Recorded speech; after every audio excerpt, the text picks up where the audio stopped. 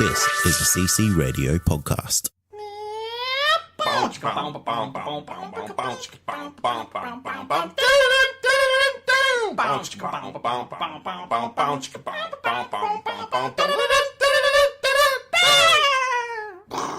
Welcome to episode 216 of the Countdown Movie and TV Reviews podcast. This week's it's Clash of the Titans, y'all. Director Styles. My name is Wayne. And my name is Paul. Welcome to the podcast. We count down movies and sometimes television in order of awesomeness so you don't have to. And Wayne, I'm going to let you announce it. Director Styles, Clash of the Titans. So, give it to us with the full support of the soundboard. Fincher versus Nolan, bitch. That is right. David Fincher versus Christopher Nolan. We're going to nominate once and for all who is the superior director based on our patented scoring system here.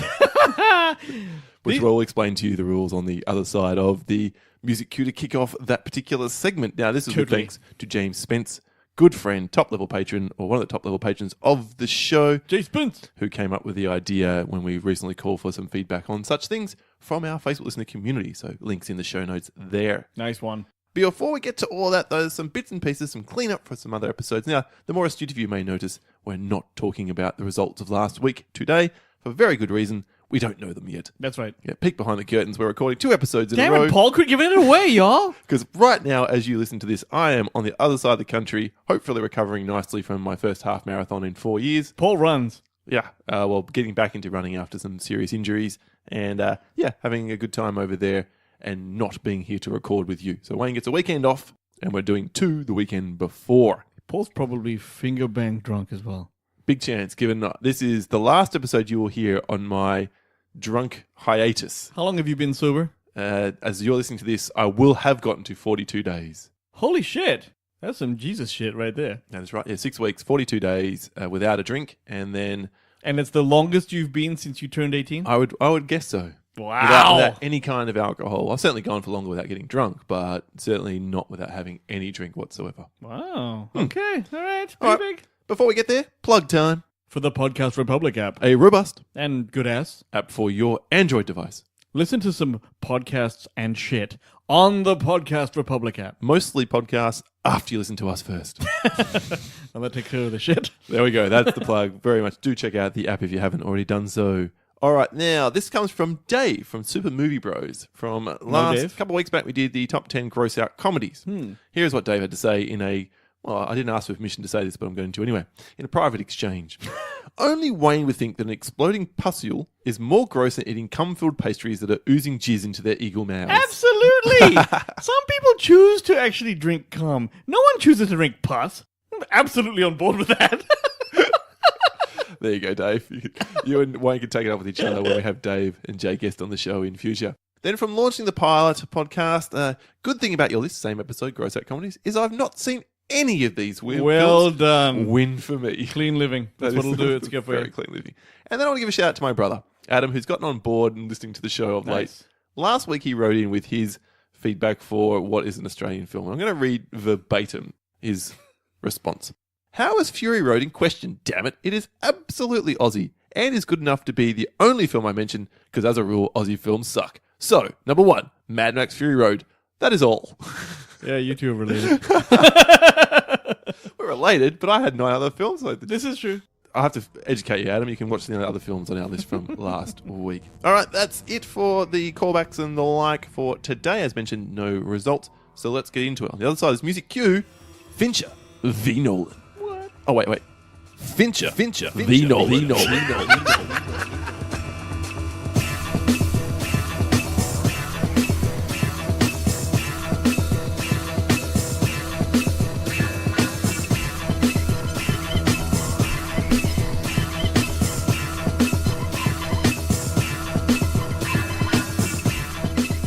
Fincher versus Nolan. That's right, as you may have heard many times with many effects.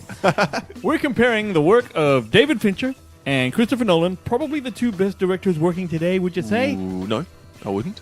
Really? Who would you say? Well, there's a whole bunch of other people that are There's still a few, but in that who's equation. the top 2? Are you thinking Spielberg's in there still because he's still working?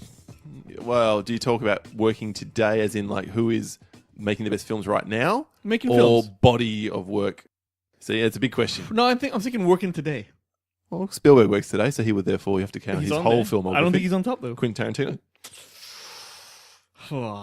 And pound for pound, I said this with Epic Film guy Nick on one of the recent spotlights we recorded for their live stream for Cure, which was now finished by the time you're listening to this episode. Edgar Wright. Yeah, I know. Look, he's great. He's fucking great. I don't think he's got the back catalogue for it. But Well, he doesn't. He's only got 5 films versus 10. So I was quite shocked to realise that Fincher and Nolan both only directed 10 films each. And especially Fincher, who's been around since Alien 3 in 1992. I think that's why Quentin Tarantino's like, I'm only doing 10 movies. I don't know. Maybe, but we'll be interested to see if he stays with that too. Yeah. Because this is his last one, right? Is it? Would it be? Once Upon a Time in Hollywood will be his last? That's huge. Okay. I don't know. I need to go back and count. But anyway. Okay, well, it's pretty straightforward. They were the criteria. You just had to rank. Well, here's how we do it. We rank our top 10 films from the 20. There's only 20 picked. There'll be lots of cross-ups here. No doubt at all. Number 10 on the list, you get 1 point, or that director earns 1 point. Number 1 gets 10 points. So it's inverse scoring. So in effect, usually if you occupy the first top 2 places, you're probably going to win. Yes. Yeah. I mean, I know who I want to win. I honestly didn't. I do. I don't. I'm probably leaning one way over the other. Definitely. And looking at my list, it's really close. I haven't done the math on it to know my score. I did do it. Okay. And unfortunately, the guy I don't want to win will probably win. Ooh, so it looks like I may be having to try to bring it home. Yeah, who knows? From your perspective then. That's all right. Well, shall I lead away? Yeah, you go first. My number 10 is going to get the first low on the show. If you're new to the show, welcome. This is a thing that we do. My number 10 is... Well, you do it too. Not as loud or as impressively as I do. Always shitty. My number 10 is from 2014. It's David Fincher's Gone Girl. What the fuck, man? What the fuck? Fucking Well, I said no. That's just L to the O, y'all. All right, fine. Jesus, no way. All right, but go ahead, please. It's a good film. Fucking great film. Here's the thing, because they are two very good filmmakers, and I'm not knocking that they are in some of the best working around today. Their 10 best films in combination, they're all good. This is the 10th best I agree. of that lot, for me. Yeah. I think it was very clever. We won't spoil it. We'll be careful not to spoil this one because it's still only 5 years old. But that said, you would have seen it by now if you have any interest at all. Yeah, it's basically this guy's wife disappears. Ben Affleck's wife disappears, and then he becomes the focus of this intense media circus. He sees like the spotlight's turned on him because people suspect that he may or may not be innocent. Because he's a bit of a douche. He is a bit of a douche. Played by Ben Affleck in a smart bit of casting. Probably, but I would say that one of the reasons this movie is good is that, typically what happens in these movies, like, there's a douchey husband, and the wife, what does she do? She loses weight, she gets a better job, she gets prettier, then cuts her hair, and it's fucking, there's some kind of dancing or some shit going on. And then, we fixed a broken heart, and it's that kind of shit. This movie's not like that at all. If you're a jilted wife of any sort, it goes a whole different way for you, and that's why it's awesome. It's actually awesome because of David Fincher, and all the way he shoots it, and all that shit. That's an interesting statement. Yeah, totally. His style of shooting is it's like his trademark is his style. I don't know. How would you describe his style? I would say he frames really importantly. And what he does is he does weird things like at the very beginning of the movie, you've got, what's her name? The girl? Rosamund Pike. That's Rosamund Pike. She's she's lying down and looking back at you, just with her eyes. And he recreates the shot later on. And he does really kind of genius shit where he's reminding you of different points in the movie to make you think a certain way. And it's just very arresting kind of shit, man. He's the bomb. I would say these two directors have a very similar color palette. That's a good quill. They're really dank and dark. There's not a lot of vibrancy in the color schemes of their films. Yeah. As a general rule. I mean, there might be exceptions you can point out. And slightly cold? Yeah, very cold. Yeah. So that's a good call. And that's definitely on display here. Oh, they're both kind of geniuses. Yeah, in their own ways. Yeah. And I think by the time we get to this film, some of what I would have considered Fincher's stylistic signatures, like the way the camera moves through objects and through walls and around, that kind of stuff, is not so on display here as it is in some of his earlier work. So whether he's abandoned that aesthetic or... Dear God, this has been very serious for us. It's a different kind of... No, it's a different kind of movie for that, because this one is like... Well, to spoil all the others we'll talk about, I won't do that. But this is... I don't know. I didn't expect this movie to even... I didn't even expect to like this movie. And I saw it again recently. And then I just started watching it and kept on watching it. Because it's fucking great. It's just always great. Yeah, I haven't seen it all the way through a second time. It's one of those films I watch. It's a long one, but I watch occasionally, yeah. All right, well, that's my number 10 then. Your number 10 too. My number 10 is the movie Zodiac. Yeah, it's my number 9. So Fincher. Good. It's Fincher all the way so far. Fincher all the way, and unfortunately... Yeah, anyway. This is a late 1960s or early 70s set movie, and it's about this San Francisco cartoonist who becomes an amateur detective obsessed with tracking down the Zodiac killer, who is real, and he's never been caught, and he terrorized Northern California, and he taunts the police with a bunch of letters and puzzles and stuff. I didn't know it was Fincher when I saw this movie. I had simply heard the movie was good. And it was great because it's just dark and subtle. Like, again, the framing that Fincher does is whenever you see people talking or whatever, in the background, it's almost like every background character is a suspect. So it doesn't actually like work as I don't know. It's just the coolest thing ever, I reckon. And then there's like this dread, fear kind of element in the film, and it's a serial killer movie. So it's, I don't know, really, really great performances by Robert Downey Jr. and Jake Gyllenhaal. Jake Gyllenhaal, yeah. I remember Gyllenhaal more, but I think lots of people sort of gravitate to Downey Jr. It's got cool little moments in it, like they're drinking in a bar, and Jake Gyllenhaal orders this really fruity kind of like fucking blue drink, and then Robert Downey's like, okay, this can no longer go unspoken. What are you drinking? And he goes, try it. Tries it once. Next scene, there's 10 empty glasses like that, and they're just talking about the kid. Really cool shit. So yeah, love it. It's a good film. I think it's a little long. It tests your patience, and I guess that's possibly deliberate because, of course, they never caught the Zodiac killer. It seems like unfinished. So it's meant to be frustrating, and maybe you're meant to be feeling impatient for there to be, because that's what the characters and the people with real life people they're based on live through. Yeah. Plus, he makes it feel slightly documentary on purpose because he bombards you with this information, so you're just really engaging. I say from start to finish. I was actually never bored in this movie. Okay. So yeah, I only watched it once, and I liked it a lot. Like Gone Girl, but I didn't love it.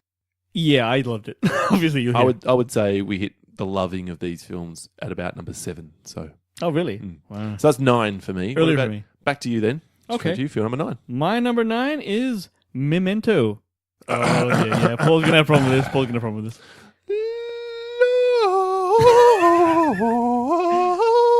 That's a lot more interesting than you usually go. That's all right. I'm done with that. Christopher Nolan film. Ridiculously low. Really? I mean, look, it was a very novel movie. We all went to see it when we didn't know who Christopher Nolan was because it's his first film. Second film. Well, among his first films. The Following was his first film, which I've never seen. Never seen anything. Mm-hmm. So this movie is shot and told in reverse.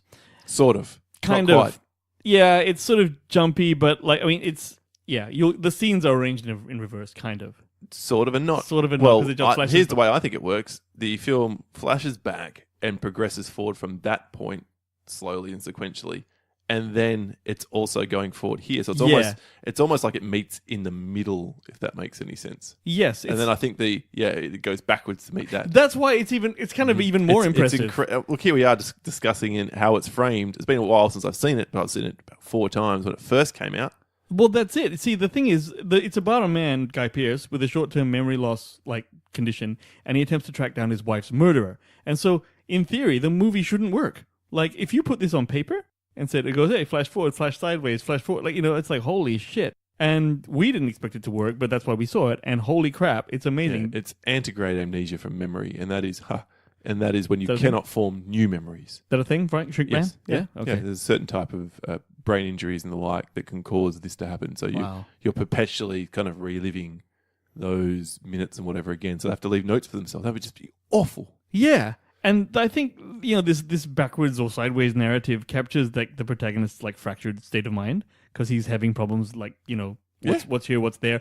He's writing notes to himself and he's not sure whether to believe them. Exactly. And tattooing all the clues on himself because they're the things that are most important. Leads him to conclude one thing, turns out to be not entirely true. Which, to get that across, because I think that's why Nolan is a genius. I've said this before, he makes shit that shouldn't work. Like, it just somehow, under his tutelage, becomes a thing. And well, he wrote this with Jonathan Nolan. Which is even more impressive. Yeah, Jonathan Nolan, I think, might be the real born writer in the family, and Christopher Nolan does everything else, so I'm sure he helped. That makes all sense. The smart scripts have Nolan attached, and the ones that don't, you could argue the storyline. Sorry, had Jonathan attached, and you could argue the storyline's just not as impressive. Yeah, that happens. But like I said, this brilliantly kind of deconstructs the concept of revenge. It's technically a revenge thriller, but not like anyone you've ever seen before. So, The Bomb, big fan. Obviously, Paul likes it a lot more than me. I do. We'll see how high it goes a little later on. My number 8 then is also Nolan. So Nolan now taking the lead. Okay. It is another film which you may feel is low, but sure it'll almost certainly be on your list from 2006. It's The Prestige. Oh my God, it's so low I want to crap my pants. Wow. Don't just do that. Don't crap your pants. Bitch, please. Okay, fine.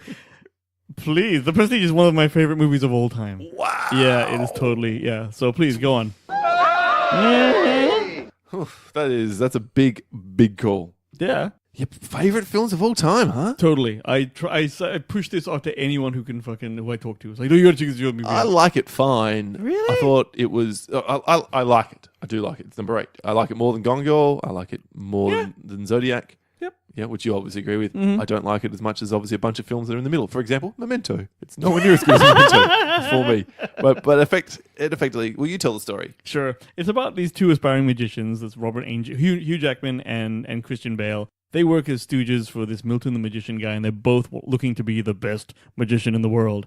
And they're very competitive to a stage where Christian Bale leaves, breaks off, and it's set all back in the day and stuff. And the way that this movie comes, I don't want to say anything to spoil it for you if you haven't seen it, but it's ripe for multiple viewings because it's one of those films where you kind of just, every time you see it, you go, oh, this, and it sticks all of the clues right in your face. And I maintain that the way the movie ends is unpickable. You cannot pick that ending. I certainly didn't. Yeah. I've only seen it once. Yeah, really? Yep. I think I own it on Blu-ray and never got around to watching You should see it another 20 times. Like, David Bowie's in it, son. It's fucking cool. Is it Tesla he's playing? Playing Tesla. Yeah. And, it's just, I don't know. It's like the whole thing is a metaphor for the storytelling in cinema and stuff. It's like this. It is. It's like, it's... Because this the trick, he talks about the trick has got like 3 parts, and it's like, the pledge and the fucking turn and the prestige, just the final part. That's kind of like a movie, man. It's kind of inculcated in the plot. It's really, really cool. You gotta think about it, but it's awesome. Yeah, look, I'm not, obviously, so far, all of our films have been on each other's lists. I know. So you're not gonna fight this I'm one. not fighting against it. I'm just surprised it's so high in your estimation. Fan. This is underestimated, even though it was well celebrated. Okay, all right, well, there you go. So that's my number 8. All right. My number, was it 8? Am I doing it? Yeah. Yep. Is another of my favorites, The Game. Low. Okay, good. Here we have Michael Douglas playing a wealthy banker who's like cold and uncompromising, and he lives alone in his huge house, and he's socially stunted kind of, and he's rich and powerful and clearly comes from old money. And he has this fuck-up brother named Conrad, played by Sean Penn, who gives him an opportunity to participate in a mysterious game for his birthday, which of course turns his life upside down. And it's this company that fucking comes in, and they just, basically put plans and actors in your way and stuff, but it becomes kind of deadly and bad shit goes down. And I think, again, I say this every time with this Fincher's thing, but his style is what makes me watch every one of his movies. It's just the bomb. I even watched Girl with the Dragon Tattoo, which I assume is not on here. Oh, God, no. No. So, but he made that way better than it had any kind of right to be. I don't think. like the old Dragon Tattoo. I'm not a fan either. Because it was a remake, and I'd read the book, and I'd seen the other movie, and it was just really boring to watch for me. Yeah, see, I'd never seen the other one or the book. Right. So that might make it better for you in that particular case. But the game, I think the real, what works about the game is the script. Oh, absolutely. More so than Fincher, his direction. Like, that's what I remember about the story of this film. And probably, I watched it 2 or 3 times, but probably not in the last 10 years. My memory is it holds up really well. It does. I've seen it recently. It has good internal consistency, but maybe I'm not watching as sophisticated eyes as I do now. Well, interestingly, Fincher thinks he shouldn't have directed this film. Does he explain why? Yeah, he said his wife, who often shares her opinion on the projects he considers, told him not to do it, and he said, quote, "In hindsight, my wife was right. We didn't figure out the third act, and it was my fault because I thought if you could just keep your foot on the throttle, it would be liberating and funny."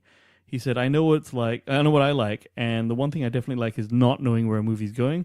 These days, it's hard to get an audience to give themselves over. They want to see the whole movie in a 90-second trailer. He's not happy with the ending or the way he treated the ending. Okay. I, on the other hand, think it's awesome. I love the ending. I love the whole movie. So it's weird how this works.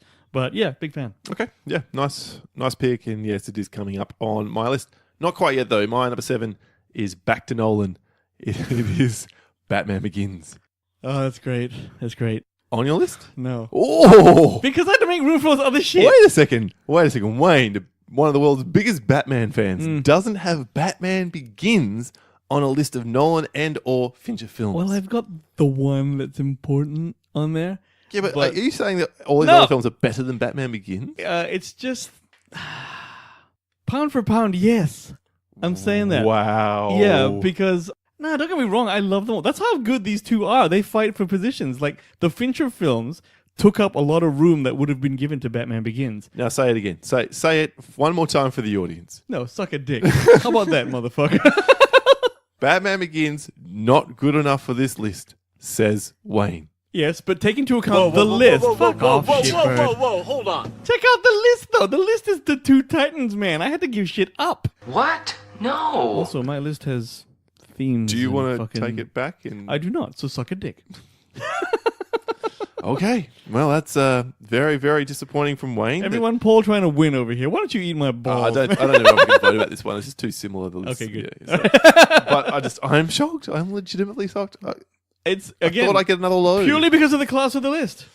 What can I say? Okay, Batman Begins, where it all began, the Dark Knight trilogy. And I'm not going to say a foul word about this because this was fucking awesome. Christopher Nolan, in some ways, destroying the DCEU for the next 15 years. In the best possible way. To start with, yes, and then Zack Snyder comes in and thinks, well, I'll just keep doing it. And he's a producer, of course, on those films, Christopher Nolan. He's not like his hands aren't dirty with what happened to Absolutely. the DCEU's official ones. But this Warner Brothers trilogy, or whatever they want to call it, Nolan trilogy, is just, it's fantastic. The first time I saw it, I thought, yeah, it's pretty good. Second time, I thought it was great. Oh, no, Batman. And the way it great. sets up the pieces, especially for the Dark Knight, which we'll probably talk about, let's be honest, Yes, we before will. the end of this particular show. Let's be honest here, though, as well. Batman was in a sorry state when this thing came out. The last thing we'd heard was fucking Batman and Robin or Yeah, it's whatever, true. right? And just everyone was Other like, than forget- whatever animated films that come out in Yeah, between. they didn't touch it for fucking years, all right? And then he comes out with this sweet, sweet take and it just kills. So, I mean, I think you're right that he ruined it by making everything dark. And then because Warner Brothers Warner were like, Brothers thought, well, this is what we have to do. Everything has to be dark. Yep, and then it fucked And everything up. meanwhile, Marvel is doing its No, they're ready for a change. light. It's sweetness and light with bittersweet moments. It's kind of how the those two comic houses are. Okay. Marvel is like sort of That's the quite bright color, representative. DC's like broody. Okay, So yeah. yeah, that's 7. No. Batman Begins. Very good, very good. My number 7 is 7. Yeah, well, low a little bit. A little bit low? Again, yep. Not surprisingly, here we're just back. I mean, banging back. I know There's we're going to be back one and forth. film different on the list though, which is I'm very keen to see what that film Okay, is. can't wait. This has got Morgan Freeman, Brad Pitt, Kevin Spacey. They're two detectives, like a rookie and a veteran, and they're hunting the serial killer being Kevin Spacey, who uses the 7 deadly sins to fondle children. No, as his motive. It's Kevin Spacey. Oh right, yeah. Oh god. But I will tell you, I know we like to, we can't really celebrate Kevin Spacey, and that's fine. But I will say he's probably one of the most memorable villains of all time. That finale became like a fucking, I don't know, a cultural phenomenon. What's in the box? That's became a thing, and I couldn't believe it when I saw it. So yeah, 7, huge. I think this is one of Fincher's best. Yeah. I really do. They definitely are. It is so dark. Again, it's that darkness, it's that broodiness, it's the dread of this film, which increases the further they go. There's a few genuine shocks. It really goes in for the gritty dankness of the world of pursuing a serial killer and what that would do to the psyche of people, and ultimately how it affects the loved ones around them as well. Totally. So it plays all those. It's Andrew Kevin Walker, almost certain. Yeah, and he wrote 8mm with Nick Cage. Oh god, the darkest movie in the history of time. Yeah, so Yeah, I see that. I totally see it. But it's really treated, I don't know. It's grisly, this movie, rather than dark, I reckon. But same thing. yeah, this almost feels like a warm up for 8mm, which is even worse in many ways. That actually is 7's dismal. a much better film I think overall. the fact that Gwynny was so cute, and this is the first kind of role that we've seen her Yeah, in. we don't all hate her yet. Yeah, and before the website, and because she was so cute and nice and stuff, the ending became even worse. Yeah. So yeah, very awesome. Great pick. 7. Should definitely be on this list for sure. So that's your 7. My 6 is this is where I put the game. Yeah, good. This is hard for me to actually argue anything because it's like, yeah, cool, fair enough. And then my number 6 is where I put Gone Girl. Oh, okay. All right. So not as high as I thought maybe it was going to be. So let's get a score check then, because we are now halfway through the lists. All right. Remembering that it's inverse scoring, so the big points are still to come. So no one's out of it yet, regardless. Fincher, with a grand total of 8 from my list, and you've got 4 Fincher films, only 1 Nolan film so far on your list. 22 points for Fincher against 9 points for Nolan. Yeah, early days. Fincher by a long way at this but particular it means nothing point in early time. on. But yeah, even a numbers game, you'd realise that, well, there's less Fincher films to pick from now. So. Yep. Okay, over to me for my number 5, and it's 7. Oh! So another Fincher. Here we go. Wow. He's running away with it at this point in time. Your pick then, sir. Your number 5. My number 5 is Fight Club, son! No! Yeah. Again. I kind of understand. I don't know. All right, look. Everyone, Fight Club. We all know what it is, I'm hoping. But let me tell you something what it's not about. It's not about fighting.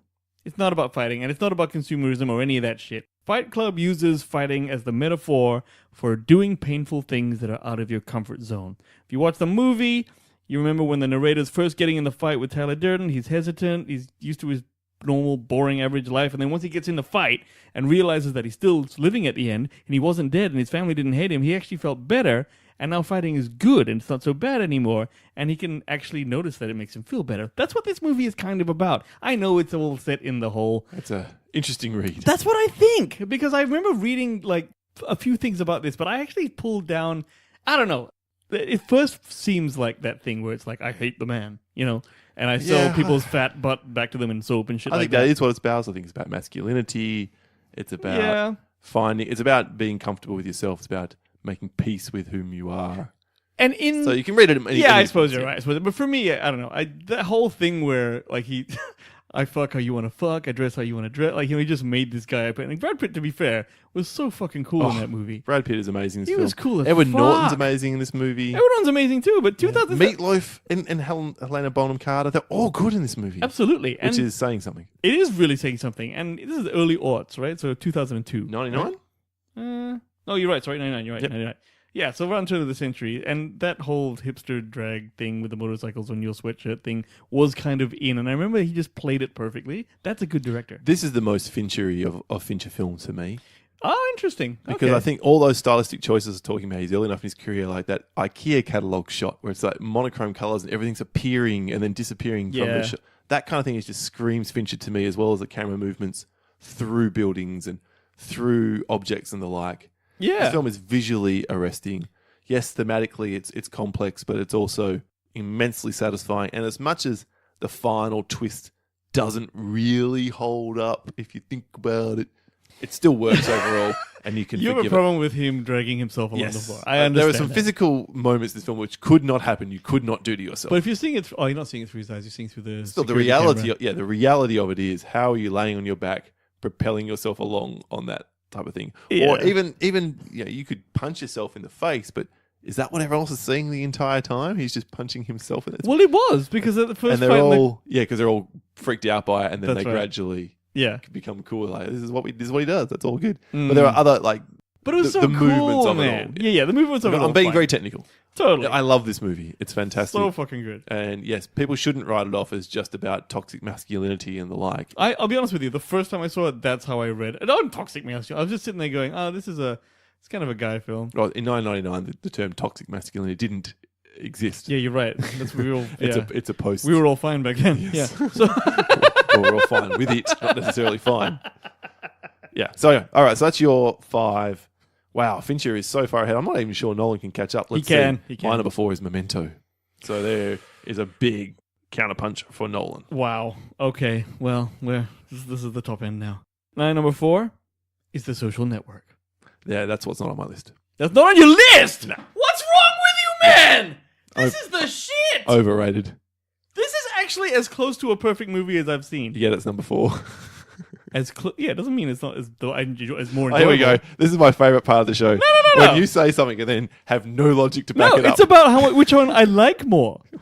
It's still a perfect movie, but I liked other ones more. That's understandable. I don't even know what your issue is. Cocaine is a bitch. hell of a drug. You can suck my balls. All right. Other than that, I saw this movie. Suck my dick. Man, fuck you. Fuck your ass. I think this is on Netflix's movie, and it's the first one I watched just to test it out, and then didn't stop watching it. Again, it's like 8 hours long. Fuck it. I still saw the whole thing. Yeah, it's boring. Bullshit, man. This is the most... Well acted. This is Jesse Eisenberg actually doing something good. So everyone out there who thinks I hate Jesse Eisenberg, I don't hate him. I hate him in he's had a few Batman bad vs. ones, Superman. but I like Jesse Eisenberg. But this is Aaron Sorkin. This is pure dialogue, this film. And it's electrifying. Fuck it. I'm saying it's electrifyingly good. So, I don't know what Paul's issue is, everyone, but that's a bullshit call. I don't know what Wayne's issue is with Christopher Nolan. On our list so far, he's only got Nolan once. What is that telling you, Paul? You know? like Fincher more? No, it means his other stuff is higher on my list. Ooh, let's see. Which I'm unhappy about. The Social Network, huh? Wow, 4. I knew it'd be on the list, but 4. Fucking hell, man. I can't believe he's not on your list. That's fucking cray. That's fucking weird. That's fucked up. No, it's all good. I can't understand. Totally understandable. Fucked up. All right, Cracker, what's your number 4? My number 3 3. is Fight Club. So another Fincher. Yeah, sure, absolutely. All right, here's where shit goes south, everyone. Not south. Here's where it goes Nolan. It does. It really gets Nolan. My number 3 is Inception.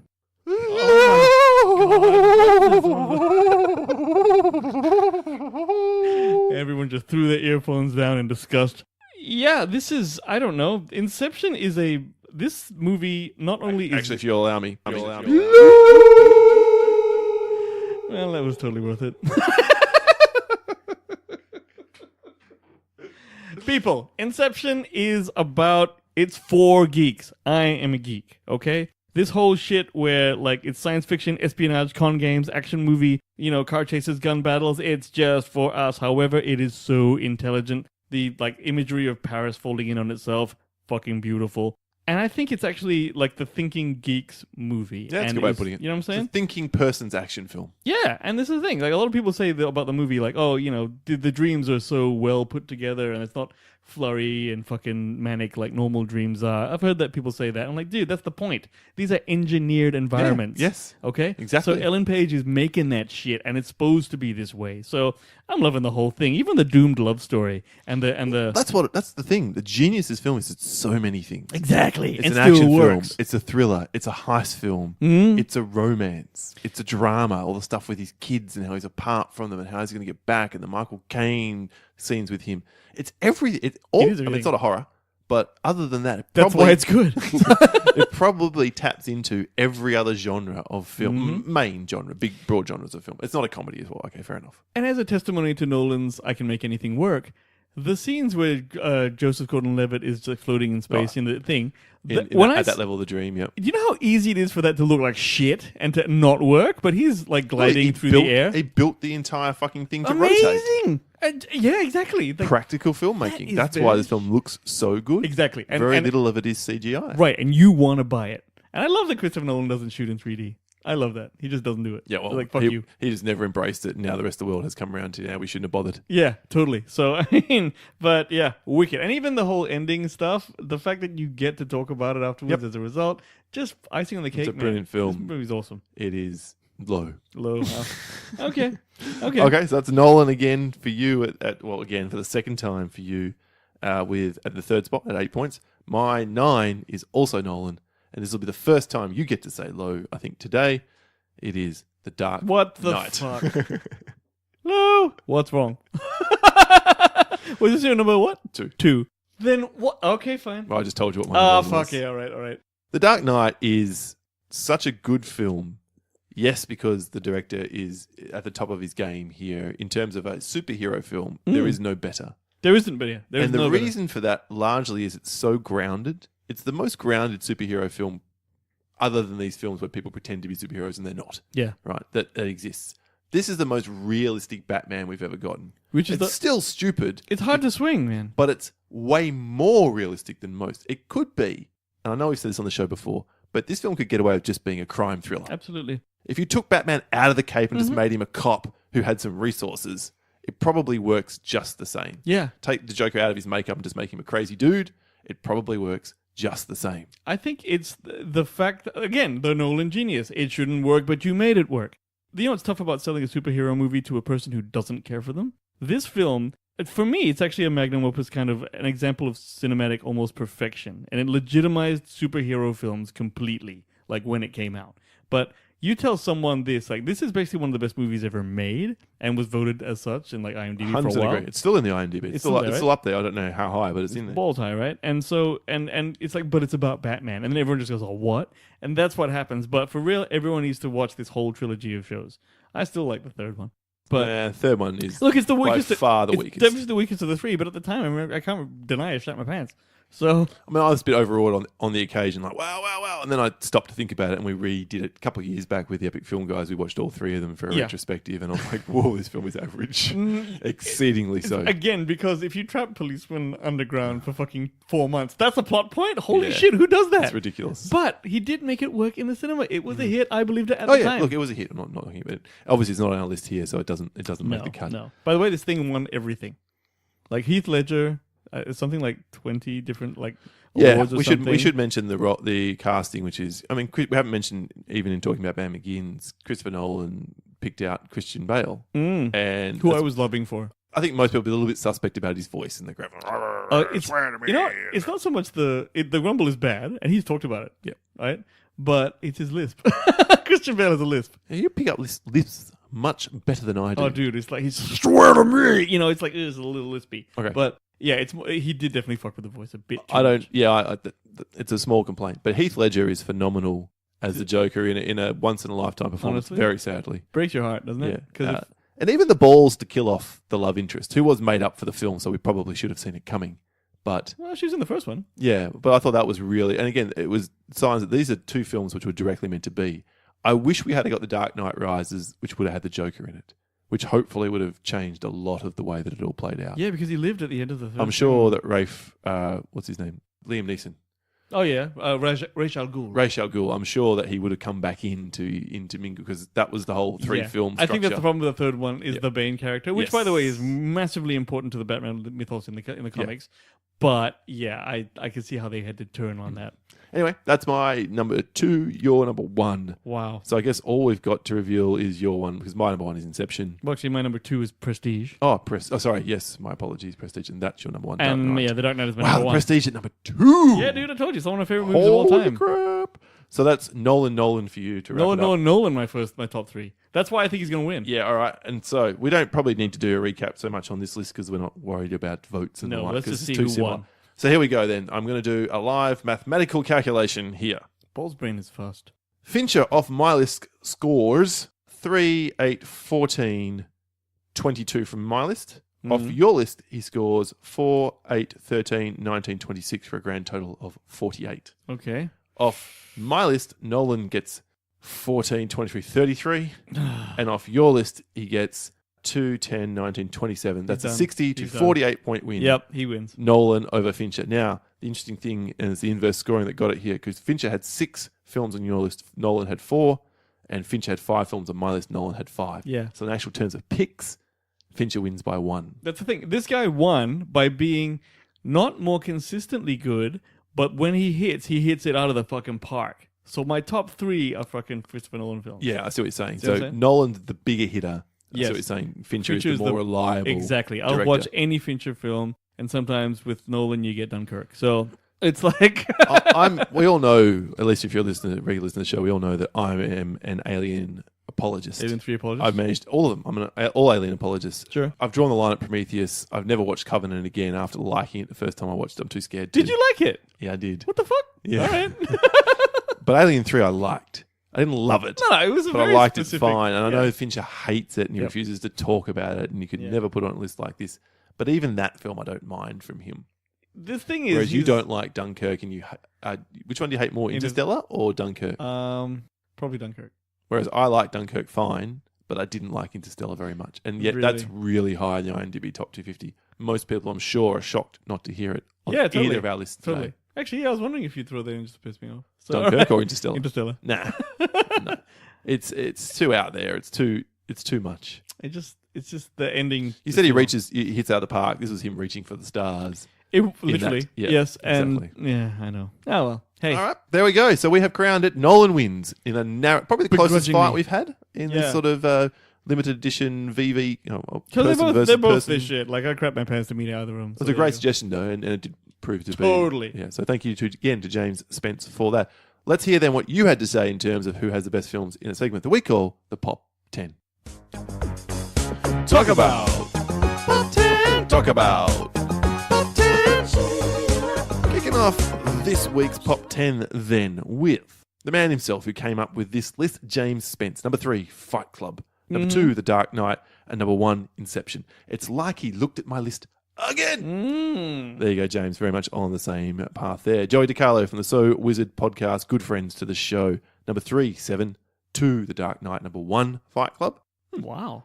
Now, Nick Haskins from the Epic Film Guys This should be interesting. said Fincher can't win this because he made the dumpster fires, Zodiac, and the Girl with the Dragon Tattoo. Look, Dragon Tattoo fine, but Zodiac was good, Nick. Well, it's on both our lists, Nick. Come on, man. Number 3, The Dark Knight. 2, Dunkirk. And number 1, The Social Network. Yes! Good so call. you're willing to forgive him Good Dunkirk call. for The Social Network. Okay, I see how this is.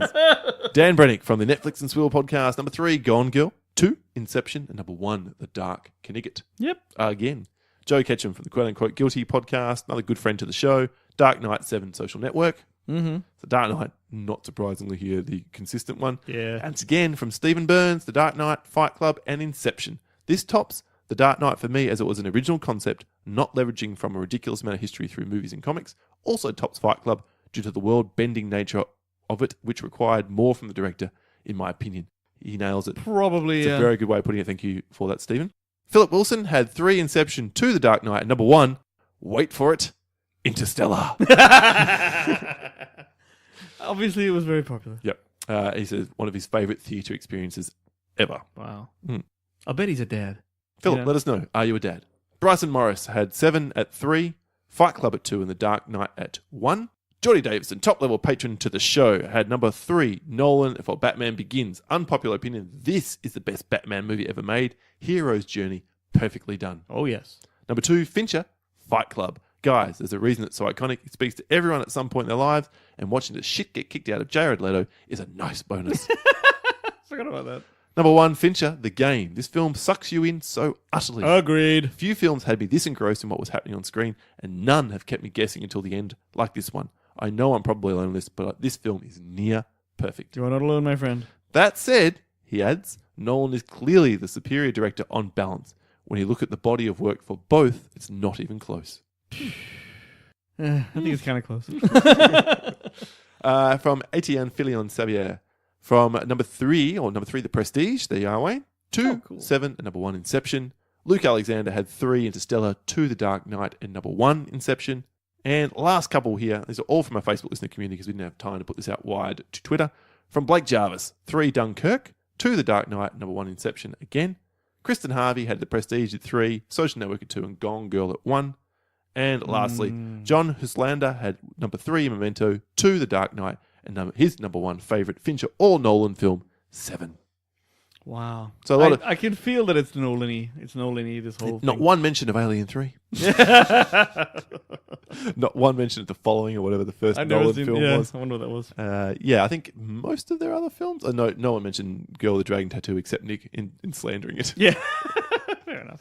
That is it for this week's episode. Nice, short and sweet. It's been an absolute pleasure coming at you for this episode 216. Next week, I'm going to be drunk on the show. So what are we Yes. doing, Wayne? Next week, it's a good old top 10, last 10. What? That is right. So we have a longer show to balance out this week's shorter one, and I'm going to do something special for it. Top 10 Really? last 10s where we count down the last 10 films we haven't talked about on the show from worst to best. It's Right. sort of not linked in any other way at all. From original concept from the Cine Realist podcast. You can check those guys out. Do a great show, James and Zach. I'm going to, because I've watched so many films this movie watching challenge, which I'm going to reveal the numbers for to wind up this week's episode. I'm going to do an IMDb special. Every film I'm going to talk about is on the IMDb top 250 that I've never seen before. I'm going to go from a bunch of shitty ones that really annoyed the Yeah, crap out that's of me good. That's a good way to... through to the ones that I recommend from my movie taste are the absolute best of the bunch I hadn't seen. Because you've seen 4 million movies. Yeah. So you can localize the list. Very good. Yeah. So I like it'll that. be a little bit of a special bent for me. Obviously, Wayne's not going to do that. He's going to do his usual No. 10 films. He'll just end up having seen 10 films we've Just spoken 10. about on the show. I usually 11 and I was like, I can't talk about that one. So that's what we're looking forward to next week for episode 217. How do the listeners get in touch with us to let us know their thoughts on episodes or indeed give their feedback on the show, Wayne? We're every damn where you can Google the Countdown Movie and TV Reviews podcast. But you can also email us at thecountdownpodcast@gmail.com. We're on Twitter at the Countdown PC. The link goes up on, or the request goes up on Fridays for your feedback on that week's topic. And you can hit us up in the Countdown listener community. Join us there for lots of conversations around movie and TV with some other great like-minded people. So that is it for this week's episode of the Countdown 216. Done and dusted. Wayne, one more time for the listeners at home. Who is the champion director? Christopher Nolan. I'm doing my own sound. That is right. Thank you very much to the mixer. Thank you to the soundboard. My name is Paul. My name is Wayne. And this has been Said Soundboard. Oh, fuck it. How would you like to suck my balls? Nothing screams Nolan and Fincher more than that, I don't think. Oh, except maybe this. You insignificant little Now fuck! you're just trying shit. You're just pressing buttons. You don't fuck with. You don't know what you're pressing. You're just hitting buttons because you're an asshole. We will catch you next week. Yeah.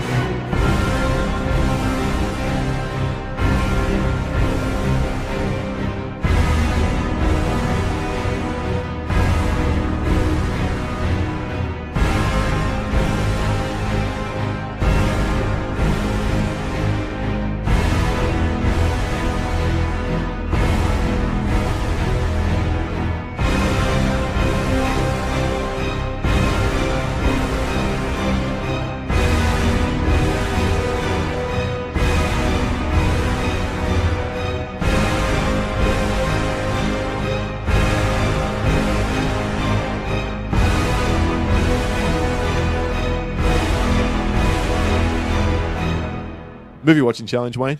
Yeah. How's it going? Well, obviously we're ahead of time here a little bit, so I'm referring back about by the time that this drops, I'll be referring back 10 days. So Dan may have called me. Daniel from the IMDb Journey podcast and I are having this big battle who can watch more films this year. Yeah. Now, last count. So I'm talking 10 days ago by the time you're hearing this, listener, and maybe longer if you're listening after drop date. Holy crap. But I am on 250.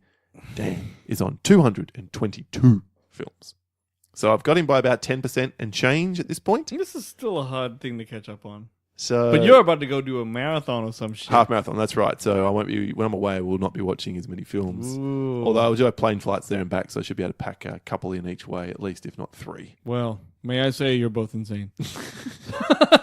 So there it is. If you're wondering at home, well, the listeners are also getting on board. We're going to have a check-in about that next week, what the listeners are doing in terms of theirs as we get to approach the halfway point of the year. Alrighty.